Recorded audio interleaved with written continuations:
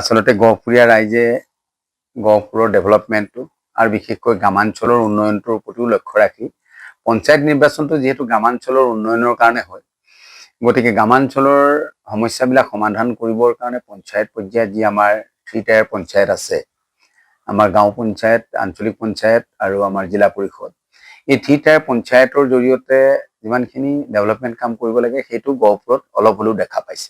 আৰু তাৰ কাৰণে এইবাৰো পঞ্চায়ত ইলেকশ্যনত নিৰ্বাচনত গহপুৰীয়া ৰাইজে আমাক আশীৰ্বাদ দিছে।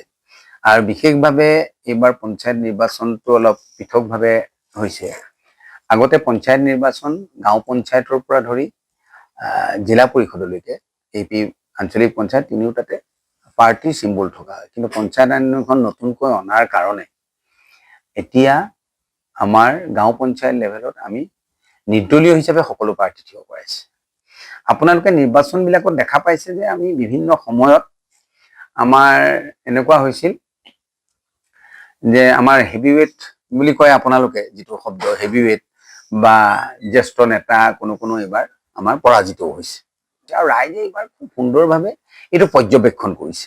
আৰু পৰ্যবেক্ষণ কৰি গহপুৰত অধিকাংশ মানে প্ৰায়খিনি বিজেপি যিসকলৰ বিজেপিৰ পৰা ওলাই গৈ বিজেপিত আছেই, ওলাই যোৱা নাই, বিজেপি দল ত্যাগ কৰা নাই, কিন্তু তেওঁলোকে বিজেপিত থাকিও নিৰ্দলীয় হিচাপে পঞ্চায়তত প্ৰতিদ্বন্দ্বিতা কৰিছে, যাতে দলীয় চিম্বলত যাতে ভোট দিব কোনোবা মানুহে এনেকুৱা হয় পদুম ফুলপাহ দেখা পোৱাৰ লগে লগে পদুম ফুলতে ভোট মাৰি দিয়ে, গতিকে কিন্তু প্ৰাৰ্থীগৰাকীক নাচায়, দলৰ কথাটো ভাবে। কিন্তু এইবাৰ আমি নিৰ্দলীয় হিচাপে খেলাৰ কাৰণে এইবাৰ ভাল প্ৰাৰ্থী বাছি উলিয়াইছে।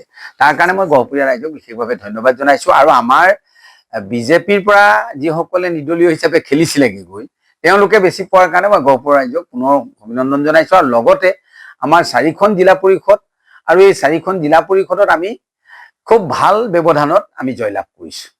4খনতে জয়লাভ কৰিলোঁ। এয়া আমাৰ দলীয় চিম্বলত খেলিছিলোঁ, বিজেপি চিম্বলত খেলিছিলোঁ। আৰু আঞ্চলিক পঞ্চায়ত আমাৰ 28খন আছিলে, তাৰ ভিতৰত আমি 7খন বিনা প্ৰতিদ্বন্দ্বিতাৰে আমি জয়লাভ কৰিছিলোঁ।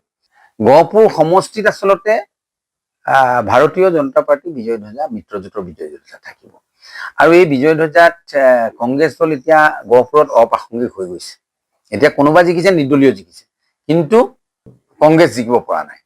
গতিকে আমি ভাবিছোঁ এইবাৰ গহপুৰত খুব ভাল ৰিজাল্ট হৈছে।